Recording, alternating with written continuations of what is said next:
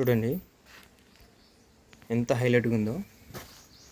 ఈ యొ- ఈ యొక్క ఈ యొక్క ఆర్కిటెక్చర్ చూడండి, ఈ యొక్క శిల్పి యొక్క ఔన్నతిని చూడండి. అసలు ఈ స్టోన్ ఎంత మృదువుగా మలిచాడో. ఇది చూడండి, ఇది చాలా చిన్న పోలు, ఇంత చిన్న పోలో చూడండి దూరం నుంచి. దాన్ని కూడా ఎలా చెక్కాడో చూడండి. లోపల గబ్బిలాలు తిరుగుతున్నాయి. ఇక్కడ చూడండి ఎంత బాగుందో, ఎంత మంచిగా చెక్కాడో.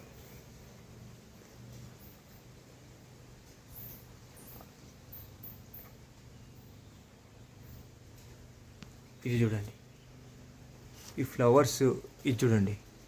అసలు ఈ గోపురం ఇలా రావడం అంటే అసలు ఎంత కృషి ఉంటే ఇలా వస్తుంది, ఎంత డిసిప్లినరీగా. ఇది ఎంట్రన్స్.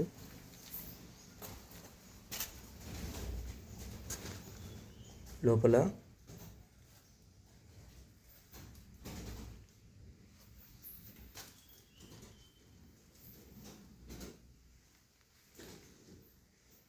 సేమ్ రామప్పలో ఏదైతే కన్స్ట్రక్షన్ చేశారో సేమ్ అదే స్టోను, అదే అలాంటి డిజైన్లతోనే ఇక్కడ కూడా కన్స్ట్రక్షన్ జరిగింది.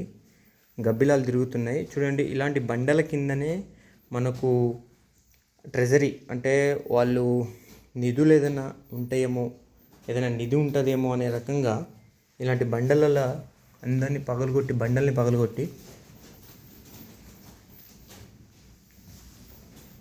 చూడండి గబ్బిలాలు ఎలా ట్రావెల్ అవుతున్నాయో.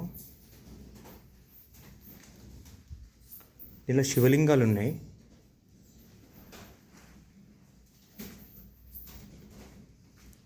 కొంచెం ముందుకెళ్ళి చూపిస్తా.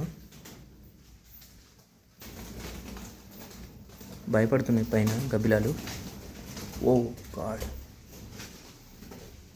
చూడండి అసలు ఎంత దారుణం అంటే చూడండి. శివలింగం ఇది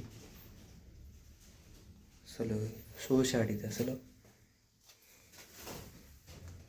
పైన చూడండి, పైన ఎంత గొప్ప ఆలయం ఇది. శివలింగం చూడండి. నిధుల కోసం దీని అంతా తవ్వి ఇలా చేసేసారు. పైన ఎంత గొప్ప ఆర్కిటెక్చర్ ఉందో చూడండి. ఇలాంటి ప్లేస్కి రావాలంటే చూడండి అన్నీ పగలగొట్టేశారు.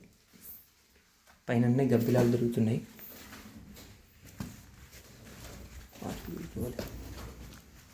ఇక్కడంతా పగలగొట్టేశారు. ఇటు ఒక శివలింగం, ఇటు ఒక శివలింగం. ఆడ కూడా అంతా తవ్వకాలు జరిపారు. గబ్బిలాలు పోతూనే ఉన్నాయి.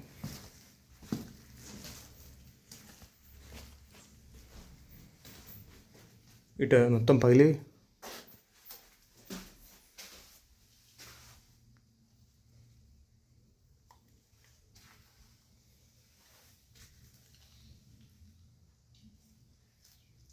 ఇక్కడ శివలింగాన్ని మొత్తానికి ఎత్తేసారు.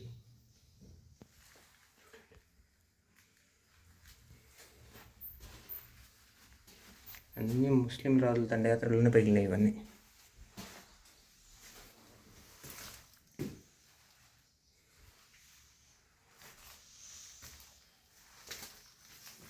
ఏమైనా దొరుకుతాయి ఇక్కడ, తవ్వితే ఏమైనా దొరుకుతాయి కానీ